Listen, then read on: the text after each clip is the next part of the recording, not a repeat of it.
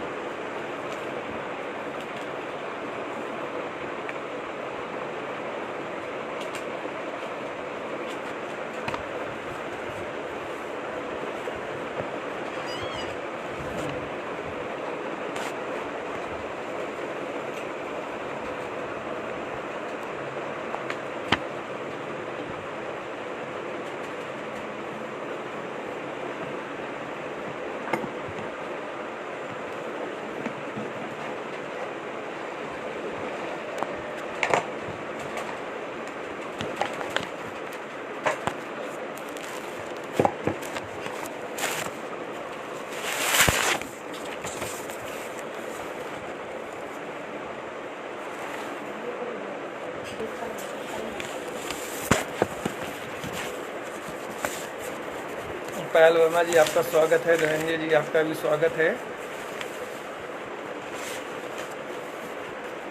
अभिषेक अग्रवाल जी, वास्तव में बहुत ही निंदनीय घटना है, जितनी निंदा की जाए उतनी कम है।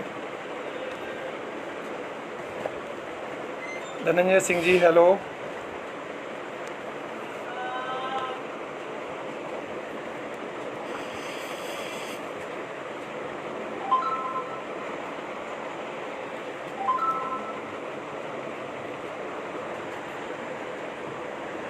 सावन राज जी स्वागत है आपका। दोस्तों, सबसे पहले तो मैं यही बात कहूँगा कि जो उत्तर प्रदेश में जो हाथरस की गैंगरेप घटना हुई, उस घटना की निंदा करने के लिए शायद हम लोगों के पास शब्द नहीं हैं। कोई घटना घटती है या कोई इस तरह की अनहोनी होती है तो दुर्भाग्यपूर्ण होती है, लेकिन यदि उस पर प्रशासनिक और शासनिक रवैया इतना गिरा हुआ हो तो उस घटना के बारे में या उन चीज़ों के बारे में क्या कहा जाए, उसके लिए शब्द नहीं होते हैं। ममता रानी जी स्वागत है। सीताराम रावत हेलो। राज टेंट हाउस स्वागत है आपका। तो आज मैं इन्हीं बातों के लिए जो कुछ बातें कि व्यथित करती हैं। Shravan Kumar Nigam ji hi sir, how are you. तो ये जो घटनाएं व्यथित करती हैं, कभी कभी सोचने को मजबूर हो जाते हैं कि क्या हम किस कंडीशन में, किस स्थिति में हम अपने यहाँ पर जी रहे हैं, क्या स्थितियाँ हैं हमारे प्रदेश की। एक बच्ची के साथ में 14 सितंबर को सुबह 9 बजे के करीब गैंग रेप की घटना हुई, लेकिन यदि इस घटना को पुलिस अभी भी गैंग रेप नहीं मान रही है, सबसे बड़ा शर्मनाक बात तो यह है कि पुलिस से अभी भी गैंग रेप नहीं मान रही है। मेडिकल रिपोर्टों में, पोस्टमार्टम रिपोर्टों में कितना खेल होता है, ये सुशांत केस में आप लोग बॉम्बे के या महाराष्ट्र के जो सुशांत सुसाइड केस था उसमें अच्छी तरह देख चुके हैं कि मेडिकल रिपोर्ट में कितना बड़ा गेम होता है। हमने मान लिया कि गैंग रेप नहीं हुआ उसके साथ में, हमने ये भी मान लिया उसकी जीभ नहीं काटी गई या जीभ में कोई भी घायल के निशान नहीं थे। मैं दंग हो गया पोस्टमार्टम रिपोर्ट देख कर कि इसकी जो सोशल मीडिया में वायरल थी, जो रिपोर्ट को देखा तो यकीन मानिए उस रिपोर्ट को देख करके दिल दहल गया पूरी तरह से। आकाश त्रिपाठी से ऐसा क्यों हो रहा है, ये सब किसकी इजाज़त से हो रहा है। आकाश त्रिपाठी जी भी इसके लिए शायद हम लोग ने जो सरकारें चुनी हैं और जो सरकार चुन रहे हैं, कहीं ना कहीं गलतियां हम लोगों से उस जगह हो रही हैं, जिसकी वजह से ये सरकारें निरंकुश हो गई पूरी तरह से हैं। ऐसा लग रहा है कि तानाशाही चालू हो गई है। अभी मैं बात करूंगा कि जिस घटना ने सबसे ज़्यादा झकझोर के रख दिया आज, माता पिता की बेटी चली जाती है, सोच के देखो ना कभी एक बार कैसे कि माँ बाप अपनी बेटी को पालते हैं और 4 लड़कों ने दरिंदगी उसके साथ में की, उसके वो तो दरिंदगी थी ही, साथ में जो उत्तर प्रदेश पुलिस ने दरिंदगी की जो उसकी बेटी को बिना उनके इजाज़त के रात में दाह संस्कार कर दिया, ये तो उससे बड़ा उसके पूरे परिवार के साथ रेप से बड़ी घटना उसके परिवार के साथ में घटित हुई है, और जिसकी मैं खुले तौर पे, चाहे उत्तर प्रदेश शासन हो या उत्तर प्रशासन हो, मैं खुले तौर पे निंदा करता हूं। और मैं आम जनमानस से ये आग्रह करता हूं कि आप लोगों को खुलकर आके इसका विरोध करना चाहिए, नहीं तो ये सरकार, ये प्रशासन, कल हमारे यहाँ भी घटना घटेगी और इसी तरह निरंकुश तरीके से ये चीज़ों को दबाने की कोशिश करेंगे ये लोग। तो इसमें हम सबका दोष है, हम लोग आवाज़ नहीं उठाते हैं, ये कमी हम लोगों की है, और जिसका ये शासन और प्रशासन हमारा फायदा उठाता हमारा है। जर्नलिस्ट प्रियंका यादव से इसे अनहोनी नहीं कहा जाएगा, अब तो सरकार से और प्रशासन से जवाब लेना, और बिल्कुल इसमें सरकार और प्रशासन जवाब देगी, क्योंकि रेप केस जो था वो अलग था, लेकिन जो शासन और प्रशासन ने इसमें किया है वो बहुत ही निंदनीय है। उसके लिए जितनी निंदा की जाए उत्तर प्रदेश सरकार की और उत्तर प्रदेश प्रशासन की, वो उसके लिए निंदा के लिए शब्द नहीं हमारे पास है। बिल्कुल पवन तिवारी, इसमें कुछ करना पड़ेगा, नहीं करेंगे तो आज ये हाथरस की घटना घटित हुई है, कल ये हमारे घर में भी ऐसी घटना घटित होंगी यदि हाथ में हाथ रखे बैठे रहेंगे हम लोग। तो इसके खिलाफ मिलकर आवाज़ उठानी पड़ेगी सबको, हम लोगों को।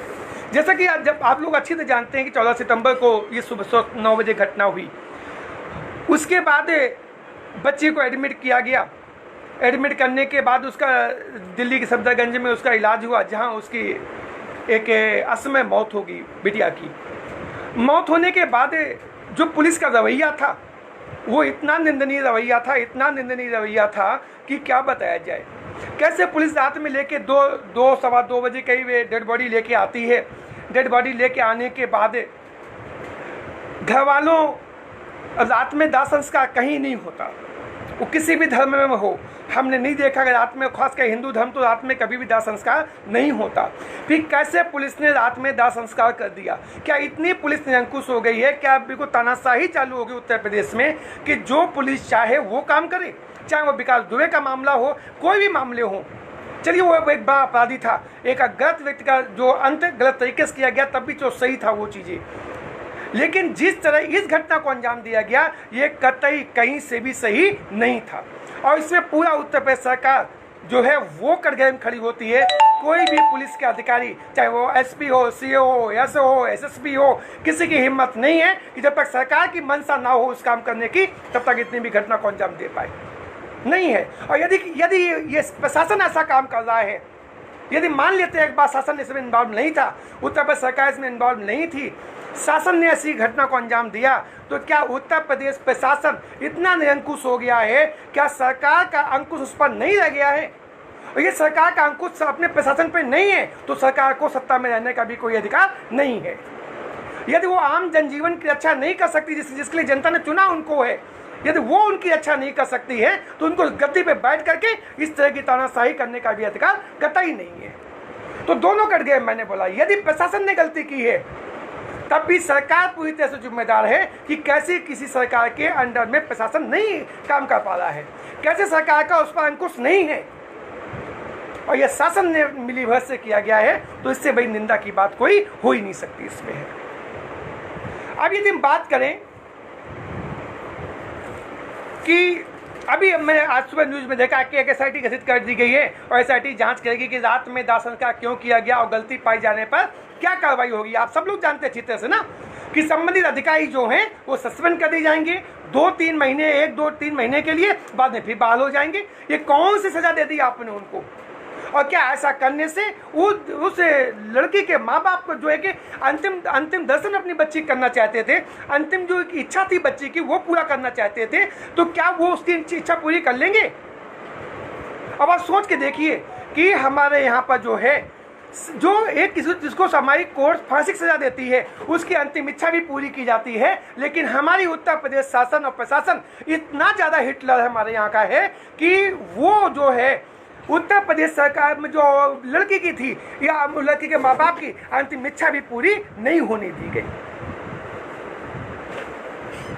अगले तिवारी उत्तर प्रदेश सरकार ने अगर कोई ठोस नहीं आदेश तो महिलाओं के लिए बहुत निकालती है, लेकिन उसका सही से पालन किया जाए तो महिलाओं को तुरंत धोखा रखता है। अखिलेश तिवारी जी, उत्तर प्रदेश सरकार क्या इसमें कार्रवाई करेगी? उत्तर प्रदेश सरकार यही कार्रवाई करेगी कि संबंधित पुलिस अधिकारियों को सस्पेंड कर देगी, निलंबित कर देगी कुछ दिन, कुछ महीने के लिए बस। लेकिन क्या ये से, अब आप ये सोच के देखिए ना, क्या इतनी बड़ी कार्रवाई बिना सरकार की परमिशन के, बिना सरकार की मिलीभगत के की जा सकती है?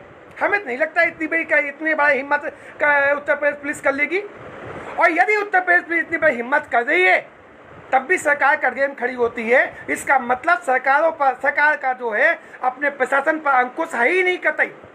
और जिस सरकार का अपने प्रशासन पर अंकुश ना हो उसे गद्दी में बने रहने का कोई भी अधिकार नहीं है।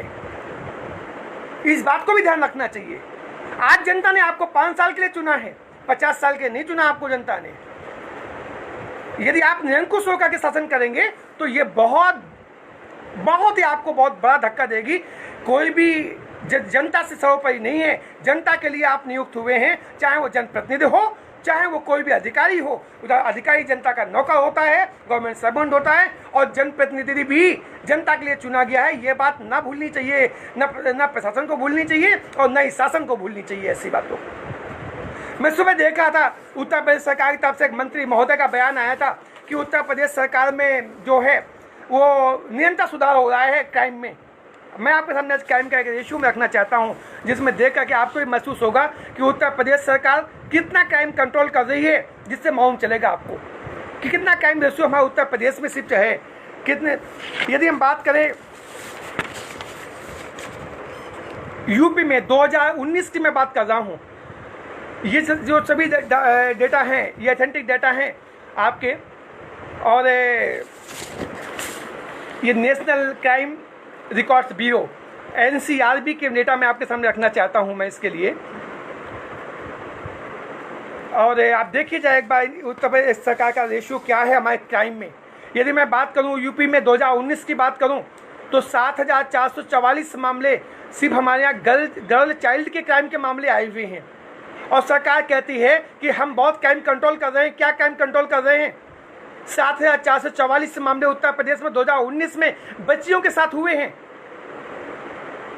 दूसरे राज्यों की तुलना करें तो महाराष्ट्र में दूसरे नंबर पे 6,402 मामले हैं, मध्य प्रदेश में 6,053 मामले हमारे हैं। तो 7,444 मामले को क्राइम कंट्रोल कहते हैं आप लोग हैं। यदि ये क्राइम कंट्रोल है तो विस्तार माननी चाहिए ऐसे क्राइम कंट्रोल करने वालों पर कि ये 7,444 मामले क्राइम के हमारे सिर्फ इसके हैं। यदि मैं रेप की बात करूं, उत्तर टोटल में क्राइम के 2018 की बात करूं इंडिया में, तो इंडिया में टोटल जो वुमेन्स के खिलाफ क्राइम हुआ है वो 3,78,277 मामले हैं। 3,78,277 केस अगेंस्ट वुमेन ये दर्ज हुए 2018 में हमारे इंडिया में।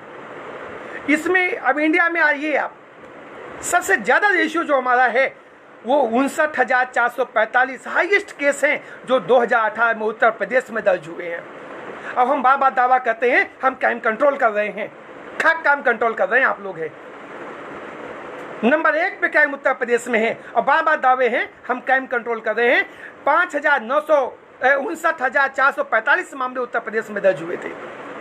दूसरा राज्य यदि बात करें हाईएस्ट रेप की बात करें तो 5,450 रेप मध्य प्रदेश में दर्ज हुए हैं। यकीन मानिए 15 रेप पर डे।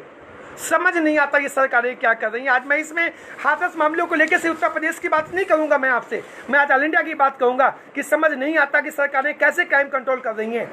यदि मध्य प्रदेश से बात करें तो 15 रेप पर डे होते हैं। 15 रेप पर डे समझ सकते हैं, 15 परिवारों की बच्चियों के साथ प्रतिदिन खिलवाड़ होता है। क्यों?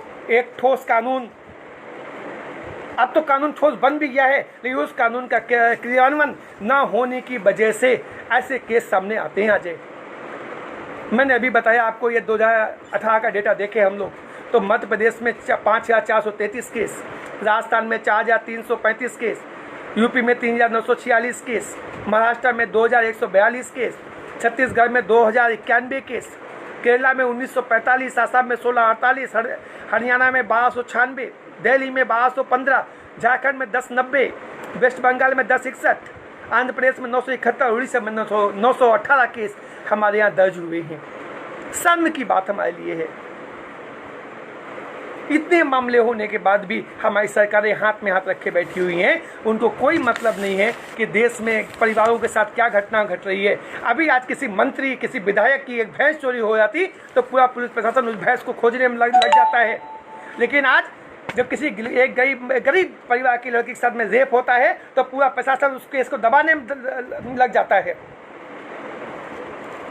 सुरेश सिंह जी, ये आंकड़े भी वो हैं जो सामने, बिल्कुल सुरेश सिंह जी मैं सहमत हूँ आपसे कि वो आंकड़े जो सामने आए, कितने ऐसे आंकड़े जो सामने आते ही नहीं हैं, कितने ऐसे आंकड़े जिसमें पुलिस FIR दर्ज करती ही नहीं है, कितने ऐसे आंकड़े हैं।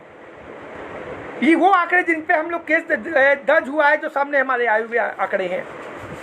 आज नेशनल क्राइम रिपोर्ट के अनुसार यदि बात करें तो 88 rape case per day India में होता है। सोच के देखो आप, आज पर डे भारत में जिस समय के स्वतंत्र राज्य, स्वतंत्र देश की बात करते हैं, आज़ादी की बात करते हैं, उस आज़ाद देश में 88 रेप केस रोज होते हैं हमारे यहाँ पर हैं। आज हम 1-2 केस 2, 4, 6 महीने में जान पाते हैं, जिन पर हम लोग हाँ हल्ला कर लेते हैं। बाकी केस कहाँ चले जाते हैं सोच का। 88 केस रोज का, सोच के देखो, मायने रखते हैं। 88 केस रोज के बाद में घटित होते हैं, यानी हर 15 मिनट में हमें यहाँ एक रेप केस हमारे यहाँ होता है। क्यों ऐसा होता है? क्योंकि इन दरिंदों के मन में कतई डर नाम की चीज़ नहीं है। और डर क्यों नहीं है? कि हमारी सरकारों ने डर तो पैदा करने की सोच ही कभी नहीं है। कोई भी गलत काम होता है, कोई भी व्यक्ति होते हैं, ज़्यादातर लोगों के जो तार होते हैं कहीं न कहीं बड़े नेताओं विधायकों से जुड़े होते हैं, जिसकी वजह से डर नाम की चीज़ नहीं पैदा हुई। हाथरस केस में मैं बार बार कहता हूँ, इस केस ने बिल्कुल दिल दहला के रख दिया है कि ऐसी क्या मजबूरी थी उत्तर प्रशासन की कि रात को 2:45 बजे उनको डेड बॉडी को जलाना पड़ा, और जबकि घर के लोग मौजूद नहीं थे। क्या मजबूरी थी ऐसी सरकार की? तो कहीं ना कहीं जो एक मंशा सामने आती है कि कहीं दोबारा उसका री मेडिकल के लिए पैसा न दबाव बनाने लगे और री मेडिकल ना हो जाए। जो उत्तर प्रशासन की बनी बनाई कहानी जो थी, जो उन्होंने बताया कि रेप हुआ ही नहीं, ये हुआ ही नहीं, ऐसा हुआ ही नहीं, तो कहीं ना कहीं उस कहानी में मोड़ ना आ जाए, जैसे कि महाराष्ट्र केस में आया। तो मुझे लगता है कहीं ना कहीं सरकार और प्रशासन रेपिस्टों को बचाने की कोशिश कर रही है, और उस कोशिश करने की वजह से ही ऐसा केस हुआ है। मुझे याद है, इतिहास में पढ़ा है हमने कि भगत सिंह के केस में ऐसे हुआ था। भगत सिंह की डेड बॉडी को रात में जलाया गया था कि पब्लिक में आक्रोश न पैदा हो पाए, और उस समय भी अंग्रेजों ने पुलिस के द्वारा ये काम करवाया था। आज वही घटना उसी घटना ने दोबारा अंजाम लिया है कि जहाँ पर एक तानाशाही सरकार ने वो अपनी पुलिस अपने मताहतों के द्वारा ऐसा काम दोबारा करवाया है। देश में आज़ादी के बाद दूसरी ऐसी घटना है जिस घटना में रात में किसी बच्ची के शव को दाह संस्कार किया गया, वो भी बिना उनके घर वालों की मौजूदगी के। शर्म आती है ऐसे प्रदेश का निवासी होने पर, शर्म आती है आज अपने को वोटर कहने पर, ऐसे आज़ाद देश का वोटर कहने पर। क्या वोट दे के हम लोगों ने कर लिया आज, और क्या वोट दे के पा लिया हम लोगों ने आज। और ये सिर्फ सबसे बड़ी कमी मैंने बोला, ये कमियां हमारी और आपकी हैं कि जो ऐसे निरंकुश लोगों के खिलाफ हम लोग अपनी आवाज़ नहीं बुलंद करते हैं।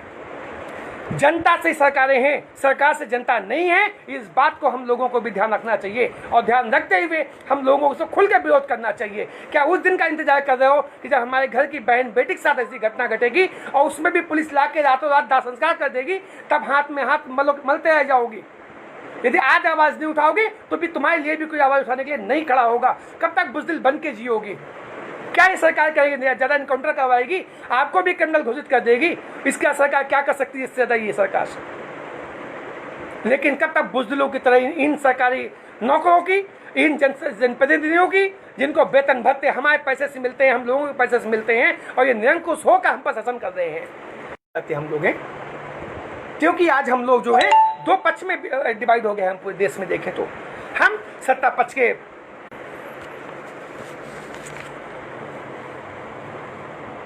संजय मौर्य जी, सरकार सख्त होना चाहिए। सरकारी तो ऐसा कि बिना सरकार की मर्जी का ऐसा काम नहीं होता, हम कतई मानने को उसमें तैयार नहीं है। सरकार क्या सख्त होगी? सरकार ने तो एक अच्छा रास्ता निकाल लिया है ना, मुंह बंद करने का, कि जिसके यहाँ रेप होता है उनको 25 लाख रुपए दे देंगे, एक नौकरी दे देंगे और साथ में एक मकान दे देंगे। कभी इन नेताओं की लड़कियों के साथ में ऐसा घटना घटे तब मैं कहता हूं कि हम लोग मिल के उसके उस नेता, मंत्री, विधायक के बच्चे जिसकी घटना घटे, कहना नहीं चाहिए वो बच्ची वो भी किसी की है, लेकिन इन लोग की जो कारगुजारी है इसलिए कहना पड़ता है। 25 लाख देकर कि क्या उस माँ बाप को बच्ची वापस कर पाएंगे आप? क्या घर देकर, नौकरी देकर कि उस बच्ची को वापस कर देंगे आप? अरे आप क्या घर दोगे उसको? आप क्या उसको मकान दोगे जिसकी बच्ची की अंतिम इच्छा नहीं, उसके माँ बाप की अंतिम इच्छा नहीं पूरी कर पाए, जिसको आपने बच्चे के दाह संस्कार में शामिल नहीं होने दिया? आप क्या 25 लाख दे के क्या कर रहे हैं आप उसको? है इससे बड़ी शर्म की बात आप कोई नहीं उत्तर प्रदेश सरकार की, और मैं सख्त शब्दों में इसकी निंदा करता हूं। और ये पूरी ही घटना मैं नहीं मानता पुलिस ने अंजाम दिया, बिना सरकार की मर्जी के पुलिस इतनी बड़ी घटना को अंजाम कतई नहीं दे सकती है।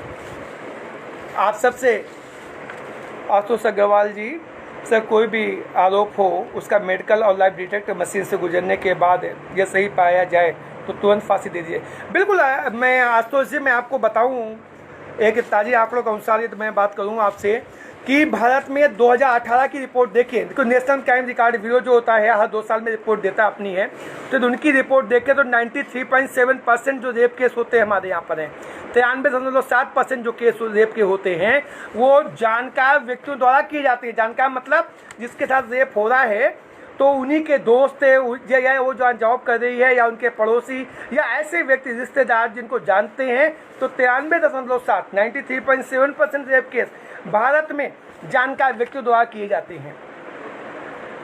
यदि मैं ये आकर बताऊं तो आपका, यदि मैं आपको डेटा की बात करूं तो मैंने कहा था 93.7% रेप केस जो हैं वो नॉन पर्सन द्वारा होते हैं हमारे यहाँ पर है, और जिसमें 18,059 केस ऐसे हुए हैं जो नॉन पर्सन के द्वारा किए गए थे। 11,945 केस ऐसे हैं जिसमें ऑनलाइन फ्रेंड, आजकल ये भी बहुत बड़ा प्रचलन है, सोशल मीडिया का दुर्भाग्य है कि ऑनलाइन सोशल जो आज नेटवर्किंग चल गए हैं, वो चैटिंग ऐप चल गए हैं, इनके द्वारा दोस्ती होना, दोस्ती के बाद रेप केसों को अंजाम तक पहुँचाना, ये घटनाएँ भी बहुत हैं आजकल। तो हमें इनसे भी अवेयर होना है, अपने बच्चों को भी हमको इनसे अवेयर रहना है। सोनका अवस्थी जी धन्यवाद। तो मैंने आपको ये कुछ आंकड़े मैंने दिए। यदि आज बात करें हम 2018 में कि 1 लाख पर हमारे देश में हर पाँचवें व्यक्ति पर रेप, 5वें व्यक्ति का रेप हमारे यहाँ पर होता है। 1 लाख लोगों पर हर 5वें व्यक्ति का रेप हमारे यहाँ पर होता है। जिसमें 18 साल के ऊपर की बात करें तो 24,044, ये 2018 का डेटा मैं बता रहा हूँ। टोटल जो हमारे रेप केस थे वो 33,356 केस रेप के थे हमारे भारत में, 33,356 केस, सोच के देखिए आप जरा। जिसमें 18 साल के ऊपर के 24,044 केस थे, जो 18 साल के ऊपर बच्चियाँ थीं, जो उनके जो है डेटा 24,044 था, और जो बिलो 18 ईयर्स बच्चियाँ थी वो 9,312 था। तो क्यों नहीं हम ऐसे हैवान व्यक्तियों पर, जब हम सब कुछ जानते हैं, इतना लंबा ट्रायल क्यों होता है? आखिर कहीं न कहीं न्यायपालिका भी कटघरे में खड़ी होती है, या हमारा विभाग भी ऐसे कटघरे में खड़ा होता है कि जब सब कुछ सामने होता है, सब कुछ सामने आने के बाद भी हम इतना लंबा इंतजार क्यों करते हैं? जब सब सबूत सामने हैं, चीज़ें सामने हैं, तो इनको क्यों नहीं सजा दी जाती है? मैं कतई पक्ष में नहीं हूँ कि गाड़ी पलटा के उनकी मृत्यु के एनकाउंटर किया जाए। मैं कतई पक्ष में नहीं हूँ जैसा हैदराबाद में होता वो घटनाएं घटे, क्योंकि ऐसी घटनाएं इन सरकारों और पुलिस को और भी निरंकुश करेंगी। इस बात को ध्यान देना चाहिए। सजा ट्रायल के द्वारा ही, जुडिशियल ट्रायल के द्वारा ही मिलनी चाहिए, जुडिशियल सिस्टम के द्वारा ही मिलनी चाहिए, लेकिन इस सिस्टम को फास्ट करना चाहिए। फास्ट ट्रैक कोर्ट के द्वारा पर डे के हिसाब पर रोज सुनवाई करके हमें कुछ महीने के अंदर इनको सजा अंजाम देना चाहिए, और सजा में कुछ बदलाव करना चाहिए। इनकी सजा भी इस तरह सजा देनी चाहिए कि आम पब्लिक के सामने खुलेआम सजा देनी चाहिए, जिससे लोगों को रूह कांपे। अब बंद कमरों में सजाएं नहीं होनी चाहिए इनकी। और मैं तो इसके पक्ष में हूँ कि सरकारों को अपने कानून में संशोधन करके ऐसे रेपिस्टों को पब्लिक के हवाले कर देना चाहिए। जिस तरह इन्होंने एक इतनी क्या शब्द बोले कि जिस तरह घटना को अंजाम दिया है, पब्लिक भी इनको उसी दुर्गत से, उसी तरह से इनको तड़पा के मारे इनको, तभी इनके मन में भय पैदा होगा, नहीं तो इनको भय पैदा नहीं होगा। फांसी से कुछ नहीं होगा, ये फांसी देने से इनको भय पैदा नहीं होता है।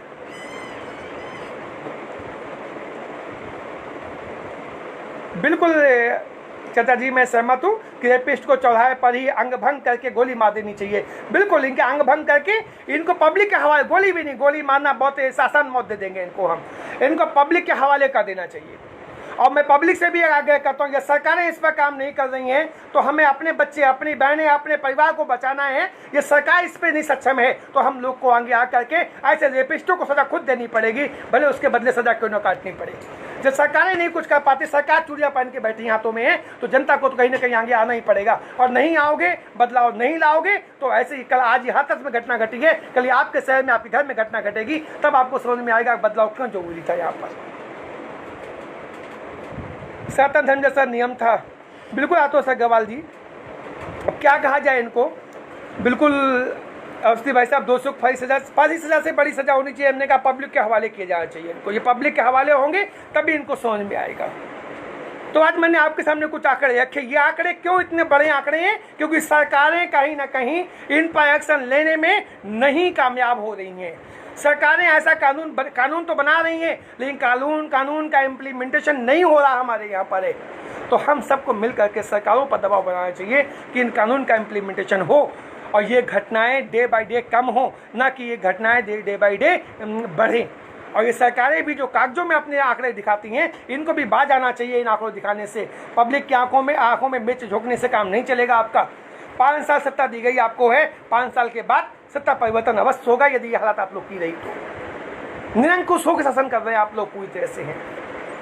तो इस पर आपको भी बदलाव करना पड़ेगा।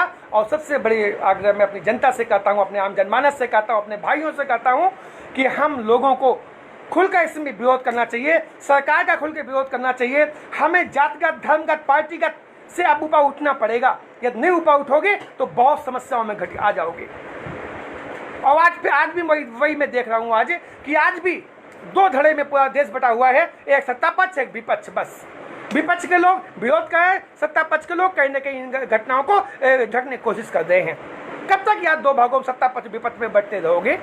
जनता हो, जनता जनार्दन हो, इनके कब तक इनके गुलाम बन के काम करते रहोगे? बिल्कुल अवस्थी जी, इन घटनाओं के लिए प्रजा को एकमत होकर आना चाहिए। यदि प्रजा एकमत होकर आएगी तो वो दिन दूर नहीं जब इनके घर में भी ऐसी घटनाएं घटेंगी। तब आंसू, जैसे आज हाथरस में रो रहे हैं माँ बाप उनके, बलरामपुर में रो रहे हैं, राजस्थान में आज अजमेर में घटना हुई वहाँ पर रो रहे हैं, मध्य प्रदेश में घटना हुई वहाँ पे आज रो रहे हैं, तो वैसे ही हम लोग भी कल अपने यहाँ रोएंगे बैठ के ऐसी घटनाओं के लिए, यदि एकमत हम लोग नहीं आते इन कामों में। मैं पुनः मानवाधिकार सुरक्षा ऑर्गेनाइजेशन पूर्णतया हाथरस और उत्तर प्रदेश में बलरामपुर की दोनों घटनाओं की मैं खुलकर निंदा करता हूं।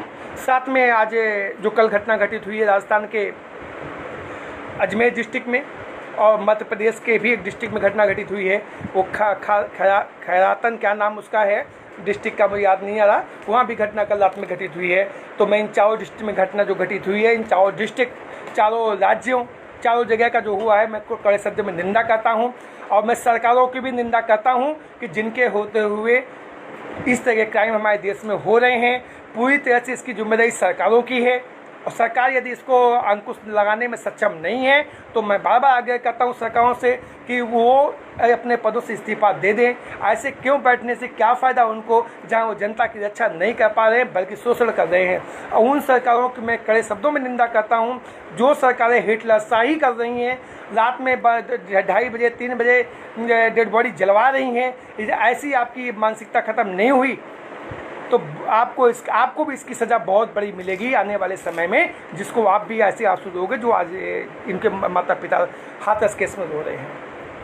पुनः सभी साथियों से आग्रह है, जागो। मैं बार बार कहता हूँ, यदि मांगने से नहीं मिल रहे हैं, छीनने के लिए रोड पर आओ, ऐसी सरकारों के खिलाफ हल्ला बोल करो, ऐसी सरकार पलट करने के लिए जो करना पड़े वो करो, क्योंकि ऐसे सिर्फ हम लोग का शोषण करेंगे, इसके अलावा कुछ नहीं करेंगे। सभी साथियों को धन्यवाद जिन्होंने अपने सुझाव दिए, अपने सजेशन दिए। और बस आप सबसे यही आग्रह है कि हम सब लोग मिल करके ऐसी कार्रवाइयों का, ऐसे क्रियाकलापों का खुलकर विरोध करें, बजाय धर्मगत, जातिगत, पार्टीगत राजनीति से ऊपर उठ करके कोई ऐसी निंदनीय घटनाओं का हम विरोध करें। और किसी भी सरकार की अच्छी नीतियाँ उनका खुलकर हम प्रशंसा करें, भले किसी भी पार्टी की क्यों न हो। सभी साथियों धन्यवाद, इसी उम्मीद के साथ में कि हम सभी मिलकर इस लड़ाई को आगे लड़ेंगे और ऐसी घटना दोबारा घटित न हो, इसके लिए ठोस कदम उठाने के लिए सरकारों को बाध्य कर देंगे। जय हिंद, जय भारत।